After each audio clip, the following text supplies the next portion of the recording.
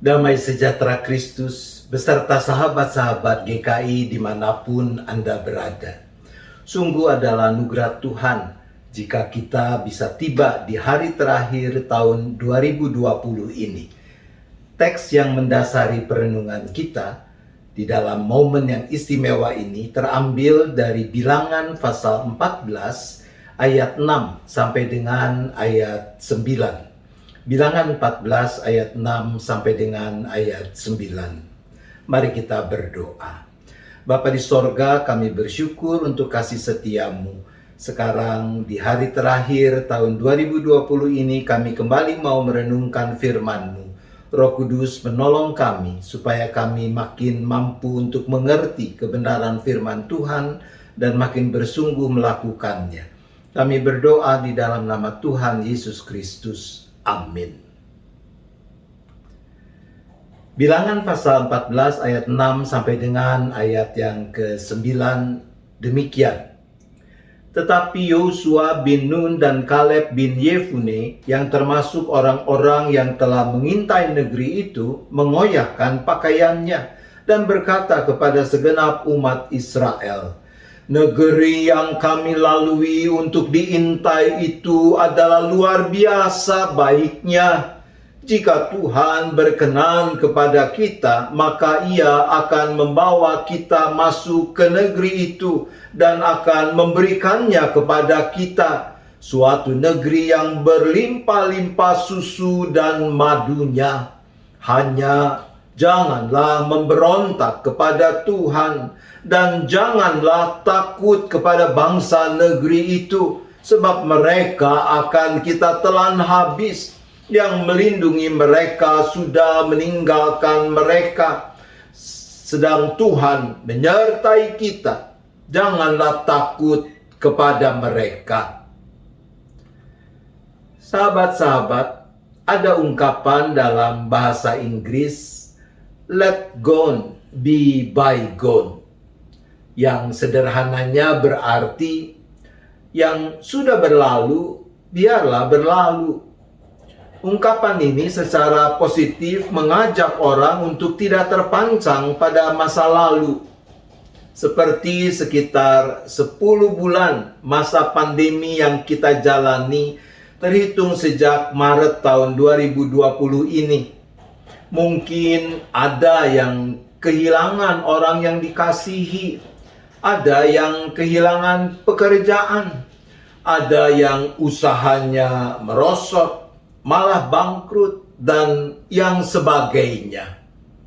Orang-orang yang terpaku pada berbagai kehilangan yang pernah terjadi, niscaya sulit untuk move on, untuk melangkah maju. Tapi ungkapan tersebut bukan berarti mari kita lupakan seluruh masa lalu, seakan itu adalah lembaran yang bisa kita sobek dan kita buang. Masa lalu penting karena kita bisa belajar, bahkan harus belajar banyak agar kita bisa menjadi makin baik di masa depan.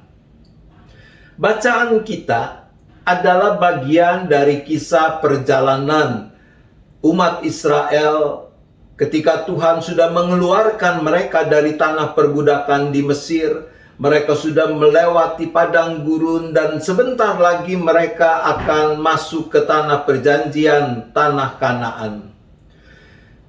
Tuhan menyuruh agar dari setiap suku dikirim satu orang menjadi pengintai. 12 pengintai untuk melihat keadaan di tanah Kanaan.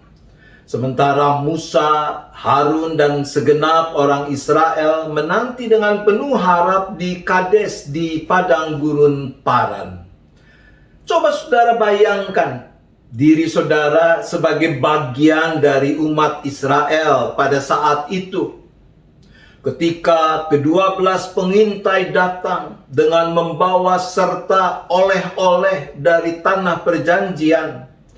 Oh, betapa sukacita, betapa gembiranya mereka. karena para pengintai membawa kabar yang memang sangat menggembirakan bahwa negeri itu sungguh subur, makmur.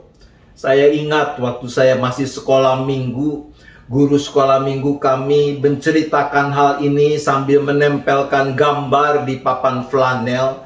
Pengintai yang menggotong tandan buah anggur. Buah anggurnya setiap butir sebesar kelapa. Coba bayangkan kalau buah anggur sebesar kelapa, kelapanya sebesar apa? Subur, makmur. Tapi, ini dia tapinya.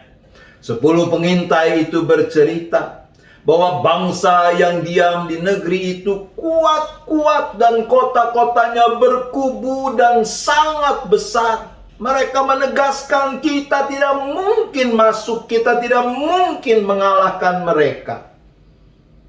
Kenapa? 10 pengintai itu dan kemudian menular, menjadi viral di kalangan umat Tuhan. Mereka menjadi kecil hati, takut, kehilangan harap, putus asa. Bahkan mereka kecewa dan marah kepada Tuhan. Kecewa karena ternyata masa depan yang terbentang tidak seperti yang mereka harapkan. Ada beberapa alasan yang mendorong mereka begitu. Yang pertama, mereka lupa akan kuasa pemeliharaan Tuhan yang pernah mereka alami. Bagaimana Tuhan memungkinkan mereka menyeberang Laut Merah. Bagaimana Tuhan telah mencukupkan kebutuhan mereka selama di padang gurun. Mereka lupa.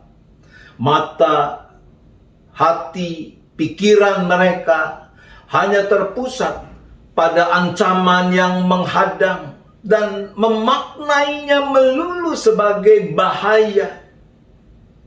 Mereka menghitung hanya berdasarkan kekuatan mereka sendiri. Dan oleh karena itu akhirnya mereka malah memberontak kepada Tuhan dan mereka menerima hukuman Tuhan. Sahabat, Yosua dan Kaleb mengalami hal yang sama seperti yang dialami oleh para pengintai yang menjadi teman-temannya itu.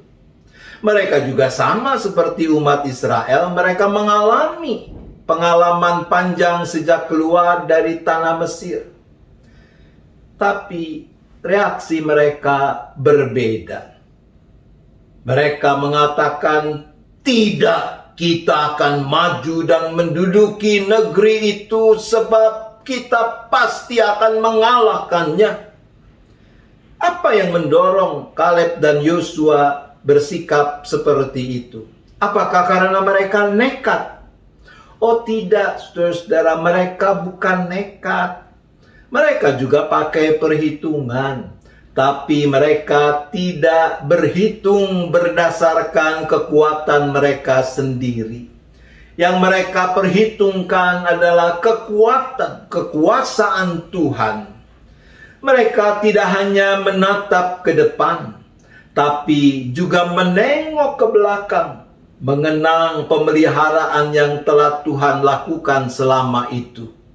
Oleh karena itu, bahaya, ancaman yang ada di depan dimaknai sebagai kesempatan untuk mempercayakan diri sepenuhnya kepada Tuhan. Mereka yakin Tuhan yang telah berjanji, Tuhan yang akan menepati. Mereka tetap setia kepada Tuhan, dan karena itu mereka menerima kepenuhan berkat Tuhan. Sahabat, beberapa saat lagi kita akan meninggalkan tahun 2020 dan memasuki tahun 2021. Kita tidak tahu persis apa yang akan terjadi dan kita tidak bisa memastikan apa yang ada di hadapan kita. Sama seperti Israel, mungkin kita juga akan menghadapi aneka kesulitan, masalah, bahkan bahaya.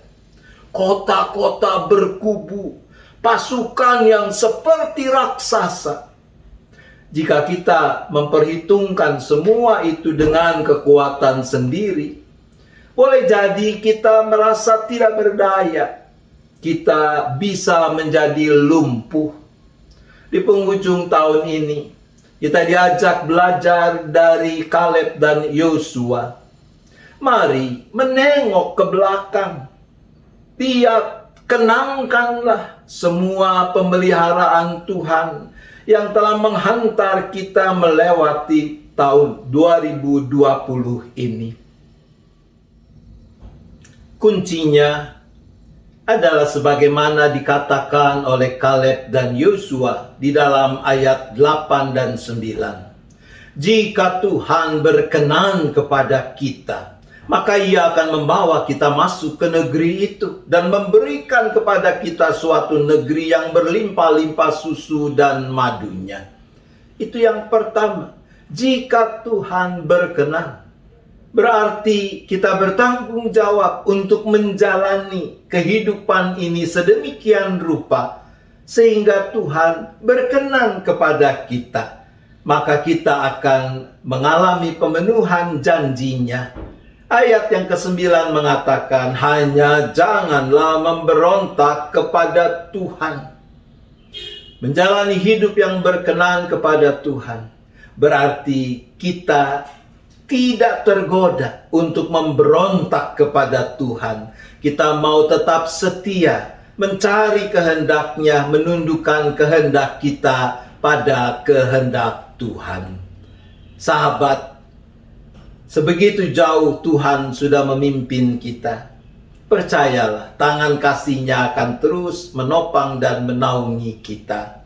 Selamat memasuki tahun baru, tahun 2021, dengan komitmen untuk menjalani hidup yang berkenan kepadanya. Tuhan menolong kita.